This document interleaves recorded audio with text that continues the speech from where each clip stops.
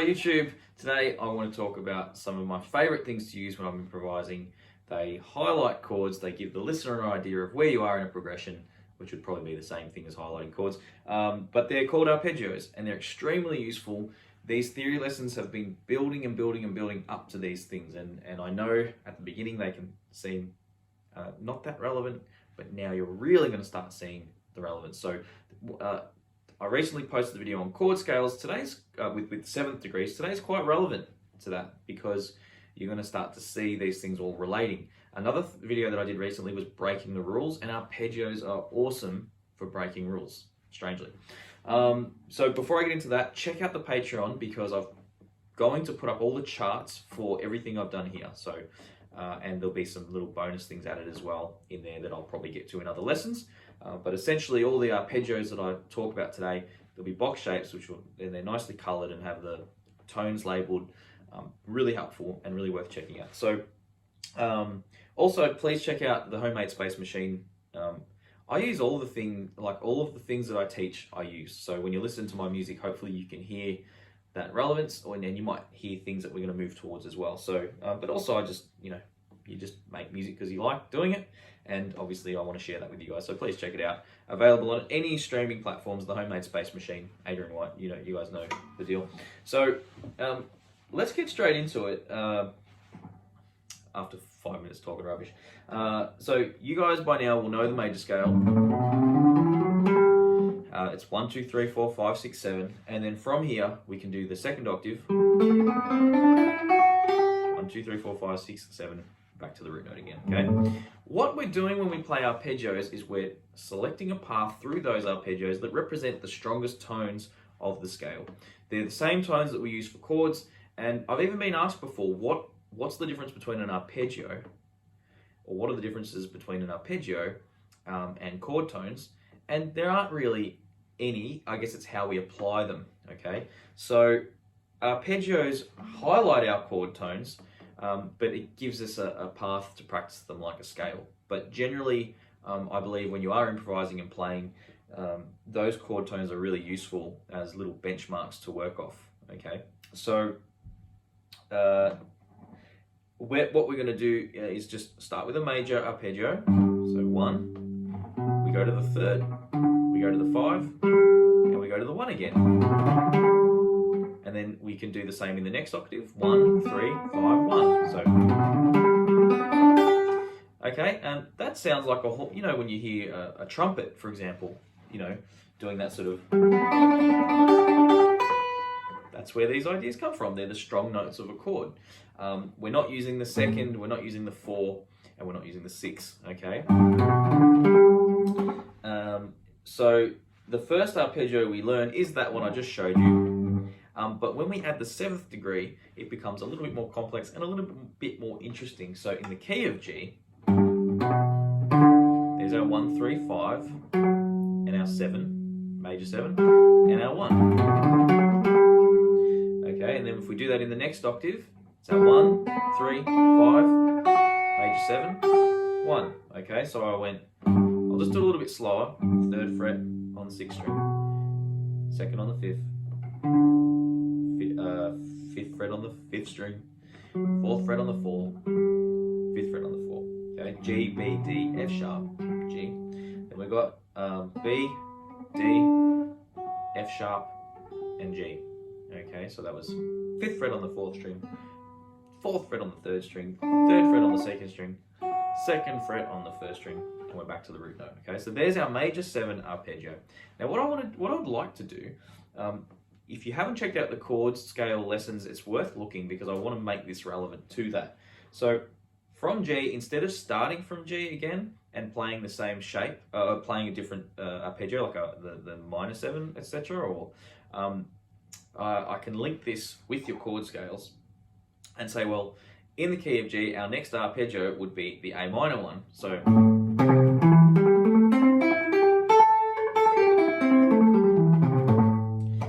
just like the chord was a G major 7 in the chord scale, or a G major, and then in the same key we went up to A minor, our arpeggio would follow that. Okay, so in this case, starting from A, we're going to go A, C, which is the currently the relevant third against the A. So that's a minor third, because in the key of A, it would be a C sharp, okay, from that shape. But let's not get bogged down in that. So we're going to do a minor 7 or a minor chord scale, and then a minor 7 chord scale now. So 1, flat 3, 5, flat 7, 1. Okay, and then from here it's 1, flat 3, 5, and then the 1, or if we want the flat 7, flat 7, 1. Okay, so it's completely optional. There's no hard and fast rules as to whether you use a minor or a minor 7, but the stock minor arpeggio and the stock major arpeggio are a little bit more basic sounding, and they only require 3 notes. So we call them triads because we get 3 notes before we get to the octave. 1, 2, 3, 1. 1, 2, 3, 1.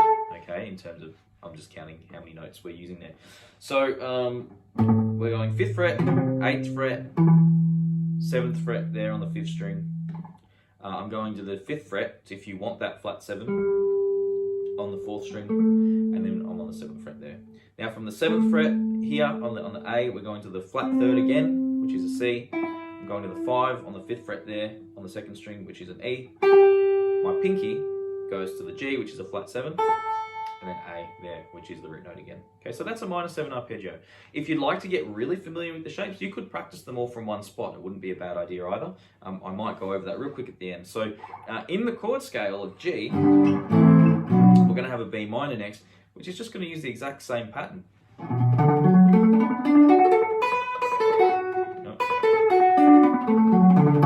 So make sure you practice them up and back. Okay, so yeah, exactly the same pattern as we did from A, but from B, just like the chords. The arpeggios absolutely follow the chords and work the same way. So we got to C, and it's a C major 7 chord, therefore it's a C major 7 arpeggio. And just like how we played here,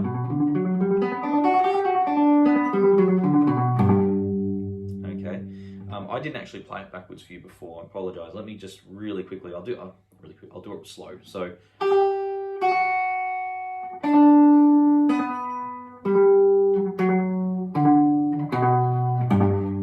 You can play it up, you should be able to work out how to play it back. Plus, you do have the option of checking out the chart that I've done for this, which will help. But yeah, I'll just play it slow for you there. So let's come up to C and do the same thing. So we're going C, E, G, B, C, E, oh, E, sorry, G, B, C. And then backwards.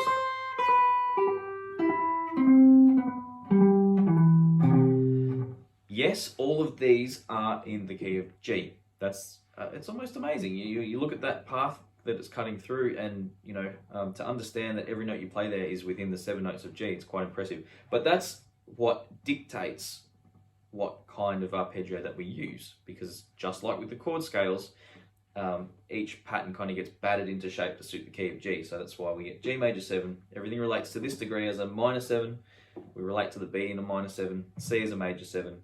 And it makes sense because C is a very similar key to G.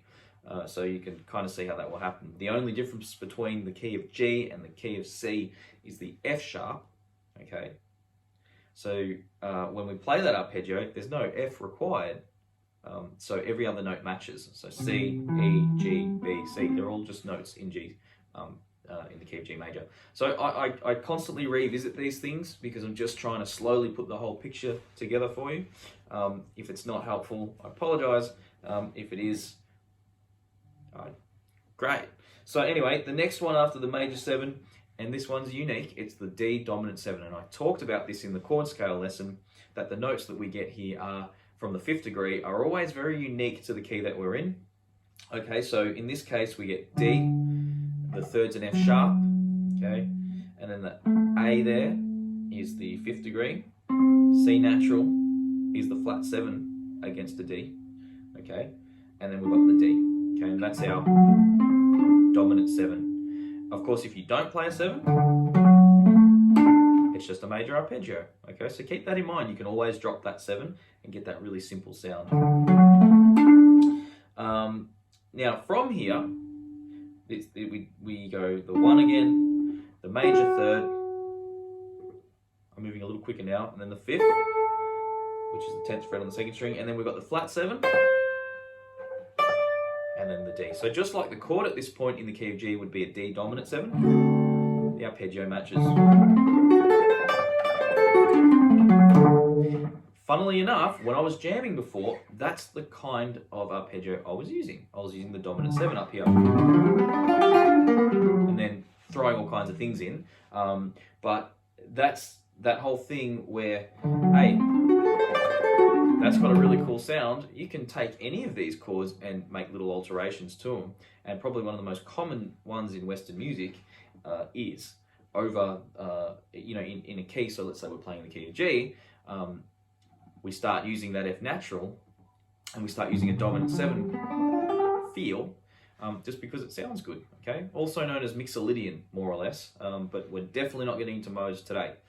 And then in a blues, for example, when you go to a C chord, sure, we're in the key of G right now. So that would generally mean I'd be playing a C major 7. But maybe we don't like that sound, so the whole blues thing is there's that flat 7, so that would be, okay, so why am I going on about this 7th, the dominant 7 here? Because it's, like, we've seen how it's formulated, where it comes from. It's always built from the 5th degree of a key, but we can force that pretty much upon any chord we like, any major chord we like at any time, and it sounds pretty good. So technically when we take G and start playing that as a dominant 7 instead of a major 7, we're actually technically borrowing from the key of C. But I think it's more healthy just to think, well, we're in G, you know, everything you've learnt with me with the major scales and stuff, 1, 2, 3, 4, 5, 6, 7, etc. We're just taking that 7 and flattening it 1, and then you can use that as your basis to come up with ideas all over the fretboard, if you like, if you want to. So from this dominant 7, oh, sorry.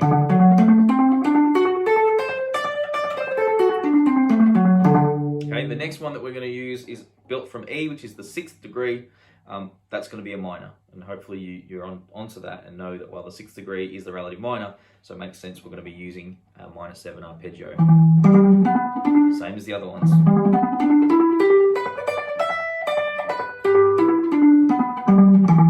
Okay, now we go to the F sharp. We could do it here, but let's take it right back to here. Okay, and this is going to be the minor 7 flat 5. Okay, so, and that's simply because we're coming from F sharp, but we're in the key of G. We play F sharp, we go to an A. You're going to want to go to a C sharp. That's what's going to, that's what sort of feels more normal, but we can't do that because in the key of G, we don't get to use a C sharp. Fortunately, with all the other arpeggios, it just conveniently happens to match the key to grab a regular 5. But when we do go from the last degree of the scale, think of it like this. The F sharp is kind of right up against the G, and all the notes that relate to G have a very sweet major sound. But if we just step 1 back, that relationship with these notes is going to be very different. So any scale, any arpeggio, any chord we build from there is going to sound interesting. Okay, so we've got the F sharp, the A, which is the minor 3rd, the C, which is the flat 5 against the F sharp, and then the E, which is the flat 7, and then we're back to the root note of that chord. So whenever we're talking about chord tones, you know, and we're talking about it against that chord, you can relate it back to your major, and that's interesting too. So against G, we've got the 7th degree, the 2nd degree, the 4th degree, okay, 1, 2, 3, 4, and we've got the 6th degree and the major 7, the 7th degree, again, major 7, same thing. So that's where this, you know, discussion gets confusing, is constantly switching, you know, with how you understand the relationship with the chord and how you understand, with the notes with the chord, and how you understand the relationship of those notes with the key, okay, because that's the different perspective. Funny thing is, it's all very much the same thing, because it's all taken from that tonic key. So it's, what I'm saying is, it's all from G, right? Every chord we look at here, we're looking at from the perspective of G major, but we just like to see how those notes relate to each of those steps of that key. It is confusing, I know, but stick with it, and it'll slowly unravel. Now, that's everything from a root 6 perspective. What about from a root 5? Okay, so from a root 5 perspective, it's the same theory, but the shapes look a little different. So if we're playing from C major, we're going to get a major 7 arpeggio that looks like this. So C, E, okay, so 3rd fret, here's the major 3rd here, so that's the C, here's the E natural, the 5th fret, there's the G, there's our 7th degree, okay, which is a B, and then we're back at the root note there. So if we don't want the 7, we just want a basic arpeggio. It's a great sound. That's a lot of your cool rockabilly stuff actually really borrows from that and uses that kind of thing. You don't always want that 7, okay?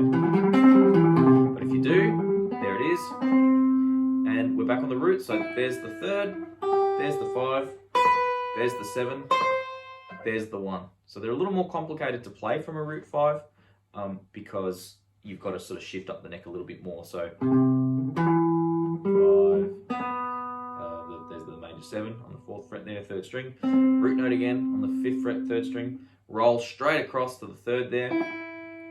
Okay, and then our 5 is here. Major 7's here on the 7th. There's our root note. Okay, just quickly note that our step to a major 3rd looks like that from most strings, but when we do it from the 3rd string to the 2nd string, we have to compensate for the fact that the 2nd string is kind of like a weaker string. You know, it doesn't jump up as much as the other strings. So normally our major 3rd would look like this, but it doesn't work here. So we just have to shift that up one more, and our major 3rd step is straight across when we do that from the 3rd to the 2nd string. So keep that in mind. So that's a C major 7. Let's do it backwards real slow.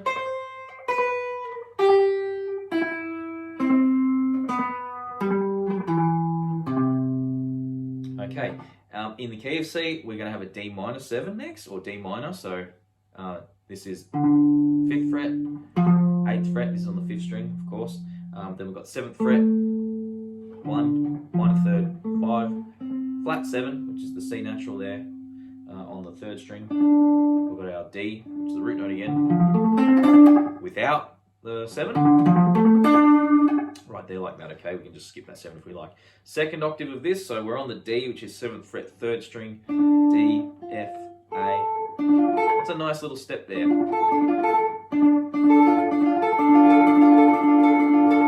It's a little bit of, sounds like Nice Day for Resurrection. Necromantics, see? Useful stuff. And then from here, that A, 1, flat 3, 5, we get the flat 7 here.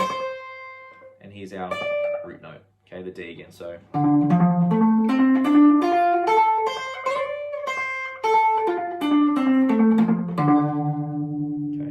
a little mishit there. The good news is once you've got the hang of that minor 7 arpeggio,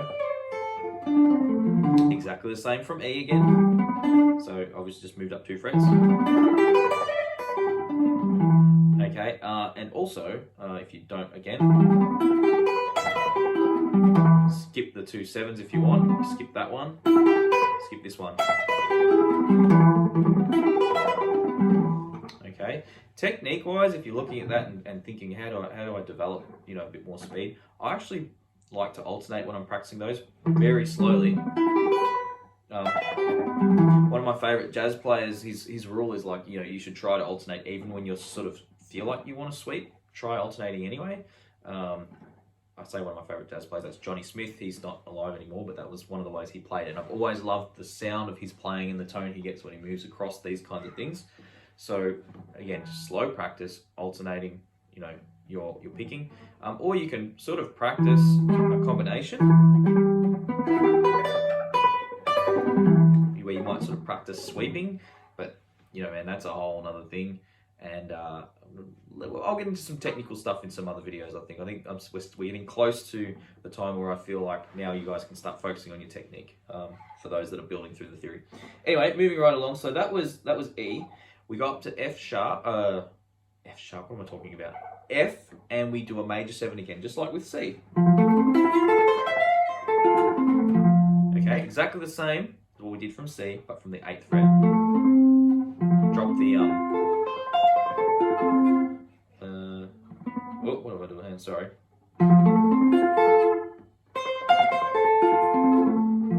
Yeah, there's just without the sevens, so it's quite a nice sound. So yeah, I don't really need to go into too much detail on that one. What you practiced up at C, you're going to do up at the 8th fret. Now we've got the dominant 7 here. This is slightly different. So we've got G, B, D. Now, you can almost guess by now if when we did the key of C, the chord C, there was our 7th degree. Well, remember from our dominant degree or our 5th degree, we use the flat 7. So it's the same as the major 7 arpeggio, but with a flattened 7. So that note gets bumped down 1. So 10th fret on the 5th, 9th fret, 12th fret on the 4th, 10th fret on the 3rd. We're back to our octave here on the 3rd string, 12th fret. It's our G. You could use your 2nd finger and then go straight to the 3rd with another finger, or you might use the 3rd and roll across to the major 3rd, 5, flat 7, root note.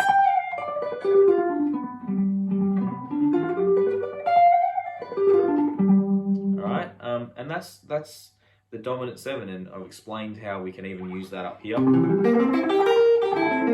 if you are playing. You can just force that flat 7. It sounds cool. Now we're up at A minor 7, exactly the same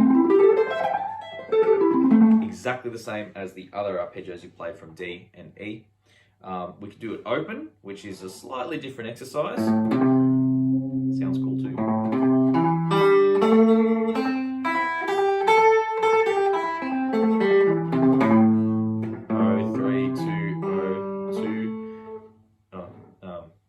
Second fret, yep, and then 1st fret on the 2nd string, open 1st string, G or flat 7 there on the 1st string, and we've got the A there again.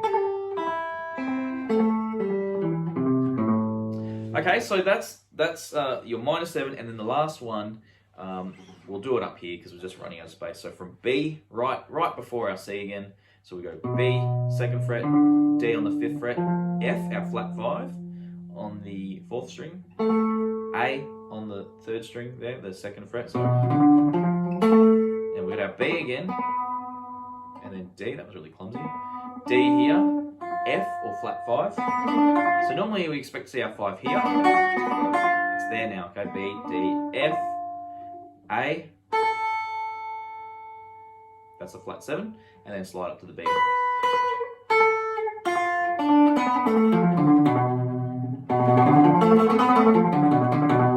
You could even force that flat 5 upon other chords if you like, you know.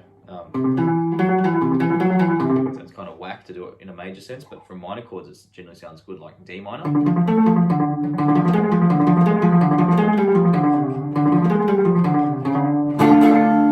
Okay, it's a little forced thing, what we would, something you can definitely muck around with.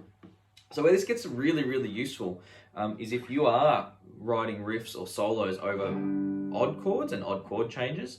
And I often go back to, for example, G to a B flat, because they're very different. You're sort of stepping into different keys when you do that. Arpeggios are a great way to navigate that. So this is a B flat major chord. I'm going to use a B flat major arpeggio. So let's say I do G.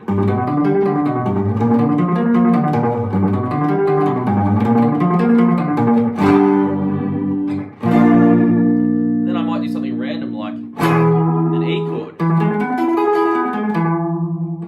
Sounds really cool. So you can really capture those movements. And that's why this stuff, all the theory that we've talked about so far, it's kind of led to this stuff when it comes to Rockabilly and Psychobilly, particularly the odd stuff in Psychobilly that are probably searching far and wide to understand. The reality is, it sounds like there's theory can't really explain some of those things, and it almost can't. But by learning a certain amount of theory, you can explain it, or you can at least apply things to make it work and to apply the ideas that you're hearing, etc. So anyway, that's pretty much everything I wanted to cover. I've walked you through the main kinds of arpeggios that we use, the major 7 or major, the minor or minor 7, and then you've got the half diminished as well. That's everything that we'll take you through. But there are some other bonus little things you can add to arpeggios. For example, if we played a major arpeggio like that. Think how we can play a major 7. What we can do is, don't worry about the 7, let's get rid of the 7, let's use the 6. So this is called a major 6 arpeggio.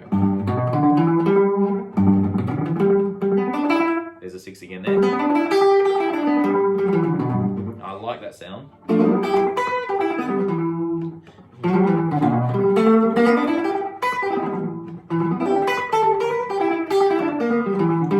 And you'll notice something I always start doing when it becomes a bit rockabilly-esque, and that you're starting to hear that Reverend Horton sound, heat sound there, and that's where I start using the minor third to the major third inside that.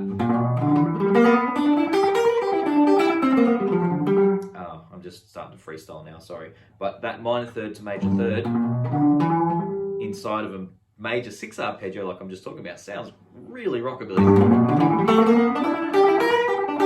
I think that's going to need a video on its own, in fact. So I won't get you too excited today. You can save that for another video. Thanks for watching, guys. Please check out the Patreon. Those charts are going to be really helpful for you. And yeah, give me some feedback, comment. It all helps. Check out the Homemade Space Machine. And I'll see you guys next time.